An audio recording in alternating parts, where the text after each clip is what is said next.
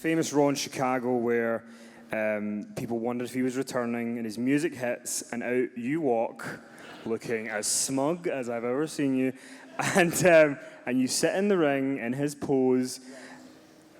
How was that for you? Because you're very close to him.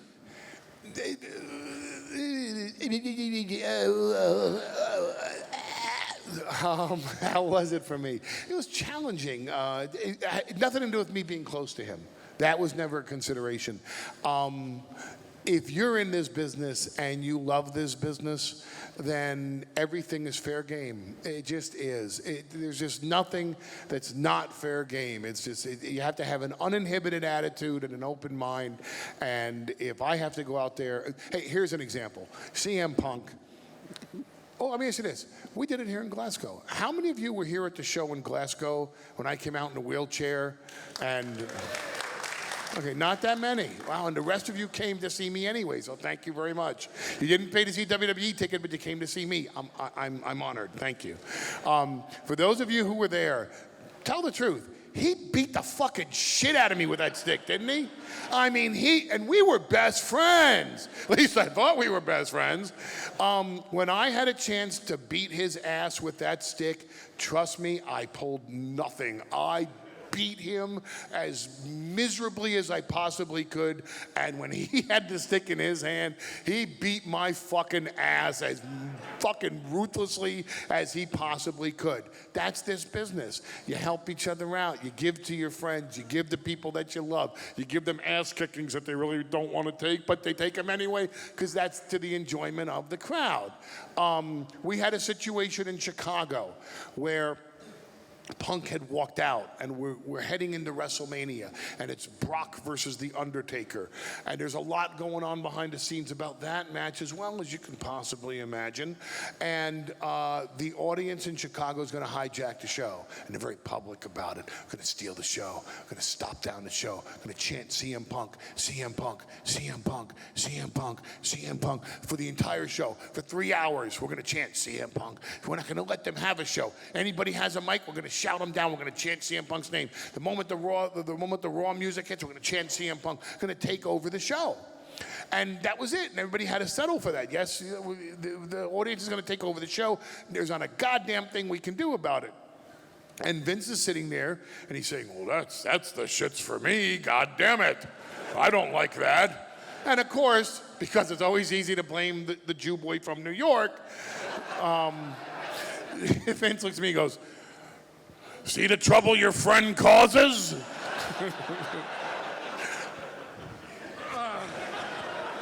So, just always owning up to the challenge, I said, well, if you want me to do something about it, give me the mic at the beginning of the show in about 15 minutes, and I'll handle it. Having no idea what I'm going to do, but I said, I'll handle it. So Vince said, yeah, you can shout them down, can't you? And I said, no, I'm not going to shout them down. I'll just outsmart them because they ain't going to see me coming.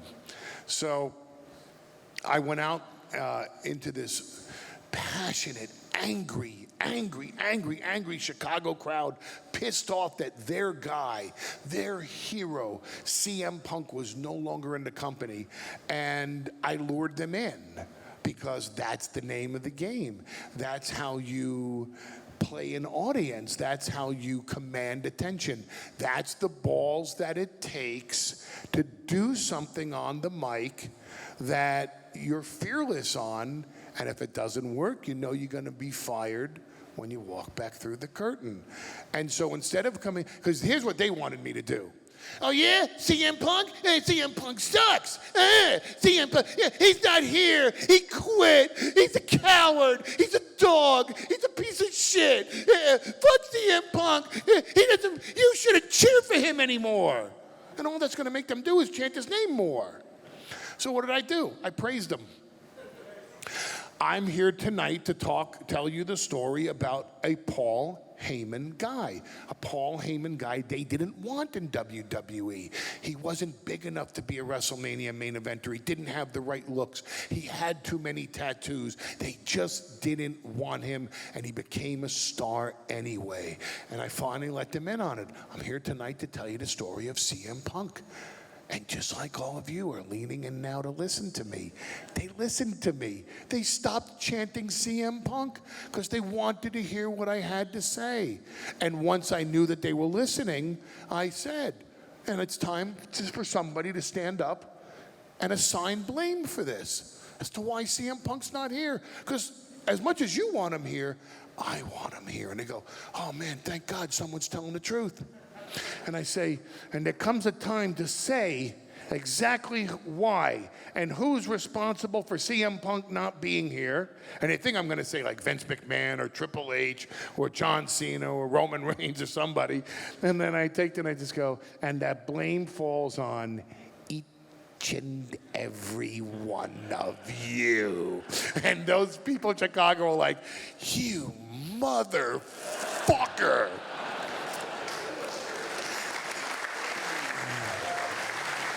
Now, they're booing me. They hate me. I suck. I'm the shit. I fuck you, Paul Heyman. But guess what they're not doing? They're not chanting CM Punk. I stopped them. I outsmarted them. And once I did that, I wrapped it up into the fact that you cheered him, you wanted him, you pushed him to take the match with The Undertaker. He couldn't beat The Undertaker. It made him lose his mind, which is why he lost me as his advocate and his best friend. And I want revenge on The Undertaker. And only one man can take revenge on The Undertaker. And that's the man that's going to take revenge on The Undertaker by taking away The Undertaker's streak. And that's my client, Brock Lesnar. And here comes Brock Lesnar, and instead of chanting CM Punk, they're going, well, fuck you too!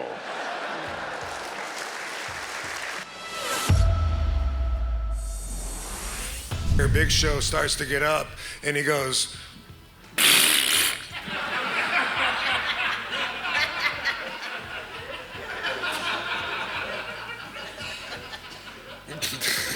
he just completely no-sold it. And I'm like, dude, did you just shit yourself?